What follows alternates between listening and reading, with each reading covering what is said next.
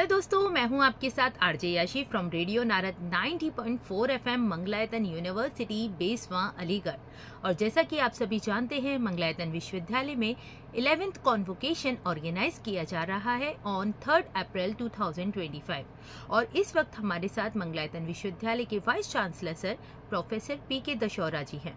आइए जानते हैं इस कॉन्वोकेशन से जुड़ी बहुत सी खास बातें सर के साथ। नमस्कार sir, as a vice chancellor of Mangalayatan university 11th convocation on 3 April को होने जा रहा है, इसके बारे में आप क्या कहना चाहेंगे?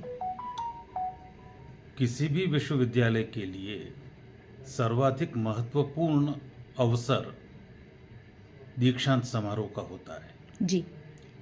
वैसे सत्र में कई प्रकार के कार्यक्रम आयोजित किए जाते हैं, पर विश्वविद्यालय का मेरी दृष्टि में जो सबसे महत्वपूर्ण कार्यक्रम होता है वो दीक्षांत समारोह होता है जी।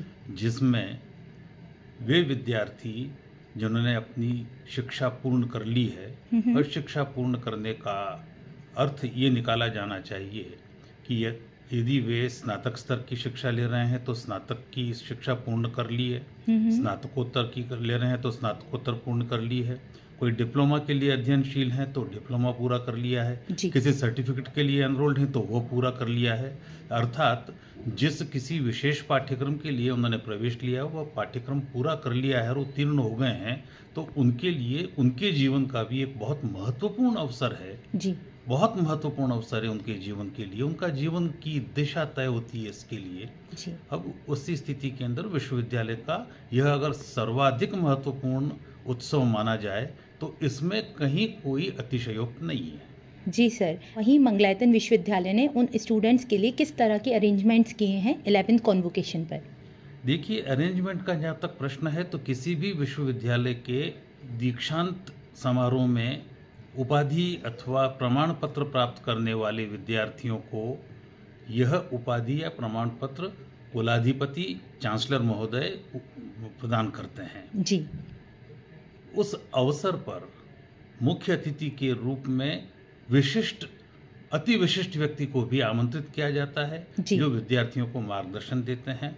बहुत ही प्रसन्नता की बात है कि इस वर्ष मंगलायतन विश्वविद्यालय के दीक्षांत समारोह में माननीय गवर्नर साहब बिहार श्रीमान आरिफ मोहम्मद साहब विद्यार्थियों का मार्गदर्शन प्रदान करेंगे। मुख्य अतिथि के रूप में वे यहाँ उपस्थित रहेंगे। इस संबंध में उन्होंने अपनी स्वीकृति प्रदान कर दी है। जी।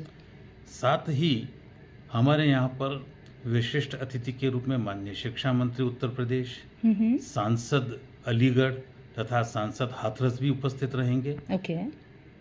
इनके अतिरिक्त ऋषिराज जी रहेंगे जो एक संत हैं, हमारे मैनेजमेंट के ट्रस्टी हैं, मैनेजमेंट के चेयरमैन साहब हैं, वो रहेंगे।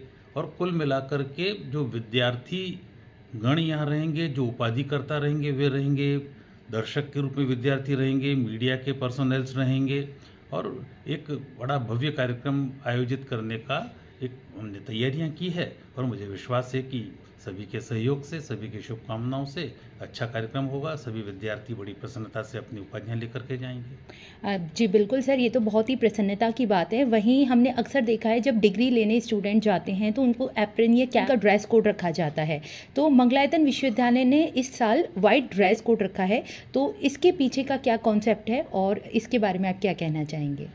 मैं थोड़ा सा आपके वक्तव्य में परिवर्तन करना चाहूँगा। बिल्कुल। इस वर्ष नहीं, पिछले वर्ष भी रखा था। ओके। तो पिछले वर्ष से मंगलायतन विश्वविद्यालय ने बड़ा चिंतन करके यह तय किया विद्यार्थी उस वेशभूषा में रहें जो अपनी भारतीय वेशभूषा है। भारत को आज़ाद हुए 75 वर्ष हो गए। जी बिल्कुल। ये जो गाउन पहन करके दीक्षांत समारोह में विद्यार्थी उपाधि प्राप्त करते थे, यह एक परंपरा थी।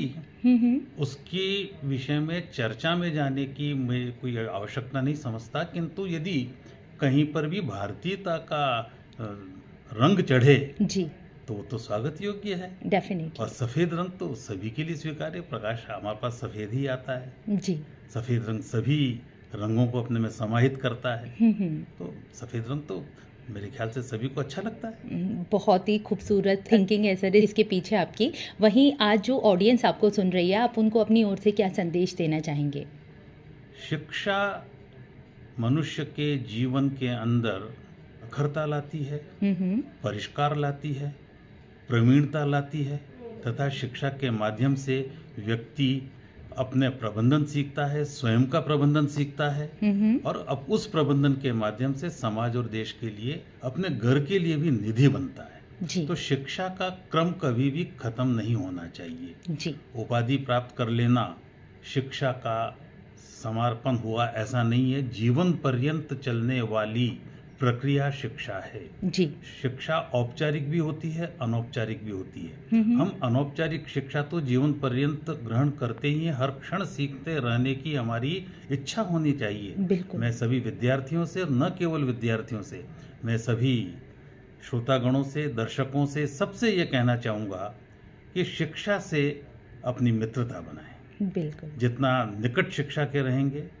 उतना वे अपने आप को प्रसन्न फील करेंगे, जीवन में प्रसन्नता बनी रहे, जीवन सार्थक बना रहे, जीवन अपने उद्देश्यों को पूरा करे। अपने उद्देश्यों को पूरा करते हुए समाज और देश को आगे ले जाने के लिए प्रतिबद्ध रहें। मैं उनसे इतना ही अपेक्षा करता हूँ। बहुत बहुत धन्यवाद सर।